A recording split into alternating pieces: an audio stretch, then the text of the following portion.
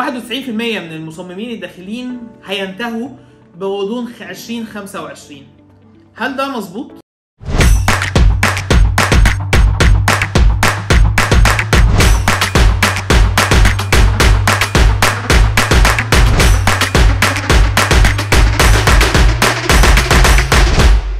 لما بنيجي نتكلم على علم التصميم الداخلي والاسس الاساسيه اللي اتبنى عليها علم التصميم الداخلي ده، وعلى مراحل السنين اللي عدى بيها العلم دوت، هنكتشف ان مفيش حاجه اسمها ان انتيريور ديزاينرز هيختفوا.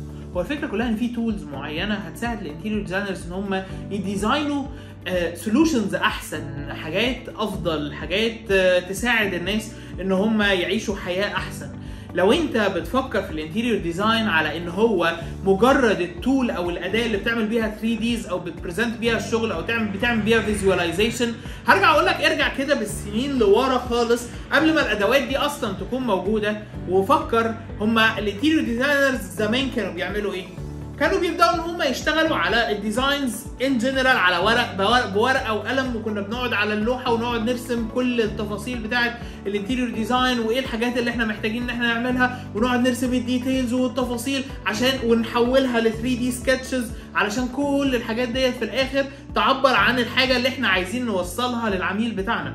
طيب دلوقتي ايه اللي حصل في التولز؟ التولز طورت بشكل كبير جدا، فاحنا بقينا نروح على 3 دي ماكس مثلا ونبدا ان احنا نشتغل عليه الانتيريور ديزاينز ديت، نحط انبوتس معينه، الانبوتس ديت مبنيه على علم بقى ليه علاقه بالستايلينج والفاندمنتالز اوف ديزاين والبرنسبلز والقواعد الاساسيه والكرياتيفيتي اصلا في الحلول اللي احنا بنحلها سواء للبلانز او للاليفيشنز، والديتيلز المختلفه اللي احنا بنقعد نفكر فيها ازاي ان احنا نميكس الديتيلز ديت مع بعض بشكل معين، وبعدين ازاي ان احنا نحط الوان ضايقه مع بعض، ازاي ان احنا نحط لايتنج مظبوط علشان يفت الغرض من التصميم او من غرض من الفراغ اللي احنا بنصممه دوت.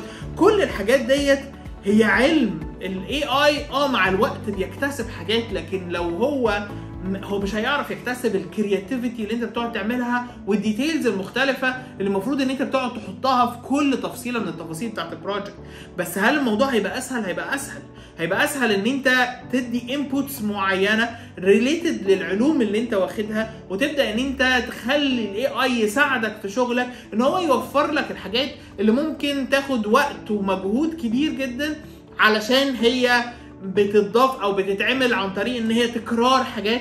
ايفن ال 3 دي ديزاينز والحاجات دي كلها هي بتعتمد على التكرار. انا لما اقعد احط حاجه واخد منها كابي كذا مره واقعد الفها واشتغل عليها، كل دوت هو عباره عن حاجات بتعتمد على التكرار. ممكن مع الوقت الاي اي يغنيني ان انا اقعد اكرر الحاجات ديت، وده ميزه هتساعدني ان انا اطور من شغلي واطلع كرياتيفيتي في شغلي بشكل كبير. اللي متعلم انتيريور ديزاين صح عمره ما هينقرض، لان هو مع الوقت هو هيبدا يطور نفسه مع التولز ديت، هيبدا يحل حلول كرييتيف اكتر، هيبدا يقدم للعميل بتاعه سولوشنز مش موجوده حاليا. السولوشنز ديت هتبدا تطلع نتيجه للعلوم الجديده، وهيبدا يبقى في كاتيجوري كينجز جديده موجوده في الماركت بتشتغل بالاي اي، وناس اللي مش هتشتغل بالاي اي واللي مش هتنتبه للثوره اللي موجوده حاليا، هي دي الناس اللي هتنقرض في 2025.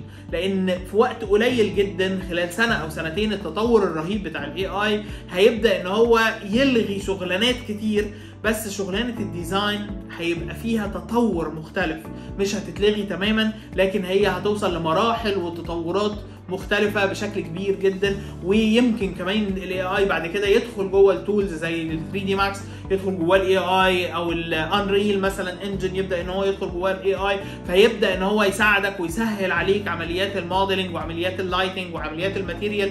بس انت لو بتعرف تشتغل 3 دي ماكس لكن ما بتعرفش تطلع ديزاين بالانسد ومتزن ومظبوط، مش هتقدر تطلع حاجه حلوه من ال 3 دي ماكس.